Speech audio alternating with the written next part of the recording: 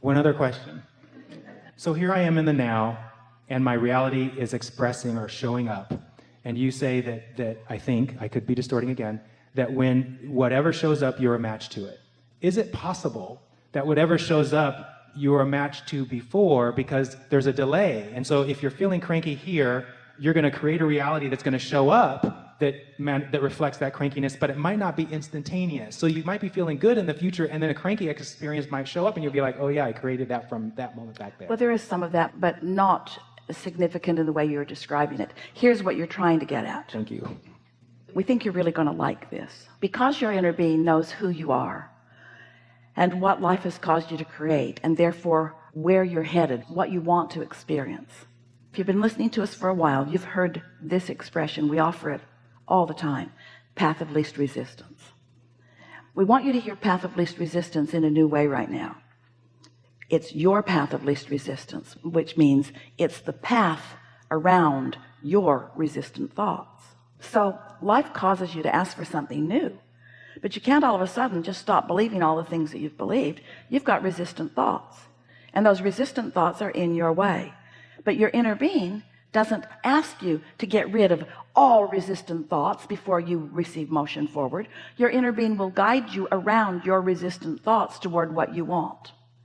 So sometimes the way that plays out a little bit is that you'll be guided to clarity through what you might call negative experiences, and then you want to say, well, that's just the backlash of my negative thought. And we want to say, no, it's because of the existence of resistance that your loving and kind inner being takes into consideration as your inner being never stops moving you forward, no matter whatever.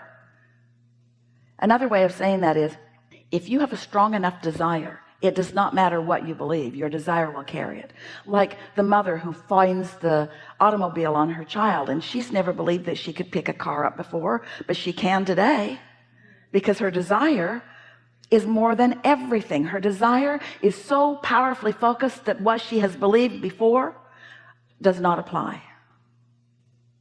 Esther had a stunning experience the other day. If you've been listening to us, you've heard it. You might be tired of it already. We aren't. She has a house in Del Mar, 2 houses, and she hadn't been there in months, and she sat at her desk to look out at the ocean, and the ocean was gone because her own trees had grown over and had blocked her view.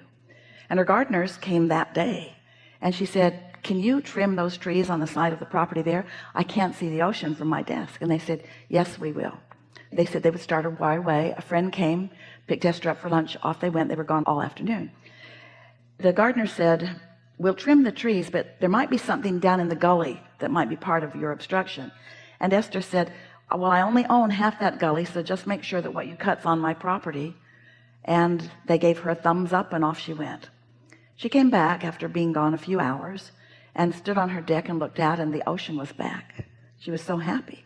And then she looked off a little ways, and she saw something that upset her. 2 great big tree trunks cut all the way down to the ground. Not on her property, clearly up by the neighbor's property. And she thought, how could they have misunderstood me? Ocean view, great. This not such a good thing. And then she thought, trying to justify it, maybe the new neighbors, or maybe the people who are remodeling that house are new and they don't know about those trees. So a day or 2 went by, and then she noticed a man in a suit standing out on the patio looking at the tree stumps. And he got his phone out and took a picture of them. And Esther thought, I have to go confess.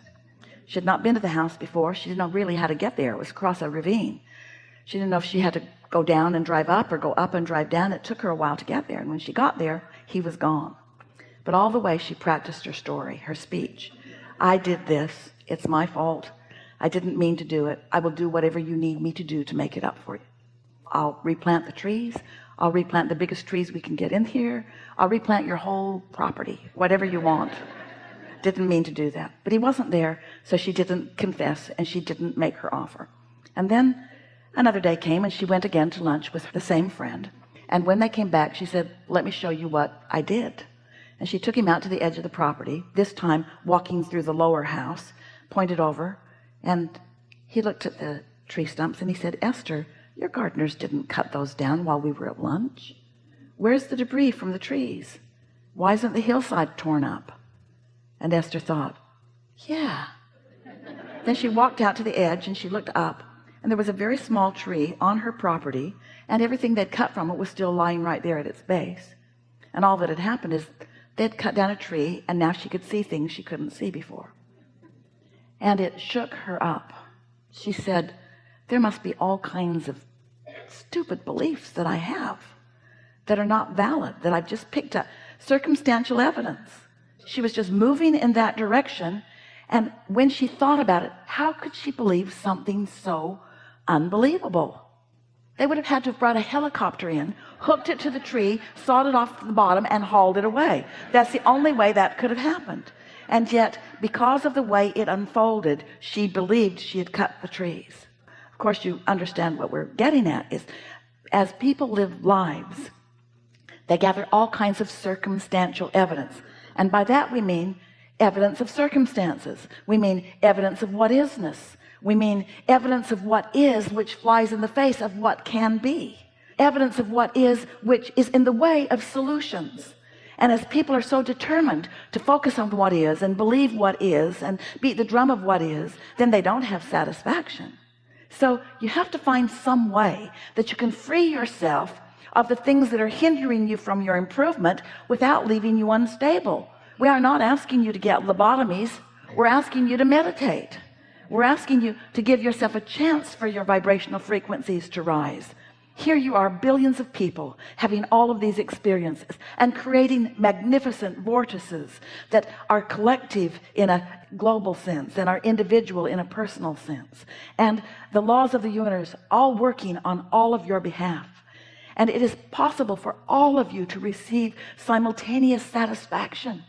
But you've got to stop needing to push against that one, believing that getting rid of what they want will get you toward what you want, because that is not how it works.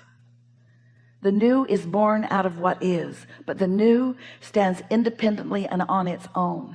And when you allow yourself to focus in the fresh direction of what's new and feel the fullness of who you are, and you're able to meditate often enough that you are in vibrational sync enough that you're looking at your new world through the eyes of source enough, then that feeling that you were describing is yours constantly. You just feel wonderful all the time. And then something interesting happens to you. You so understand the perfection of how it all works, and you so adore your understanding of these principles and your ability to easily apply them, that you teach through the clarity of your example, and you no longer form together in groups that push against this and push against that. Instead, you just let life show you what life wants to be, and then you just focus in the direction of that, and the energy that creates worlds flows through you with such mastery that you create magnificently and joyously every step along the way. I feel that happening. Yeah. Thank you so much. We enjoyed this interaction. This is awesome. a good time for a segment of refreshment.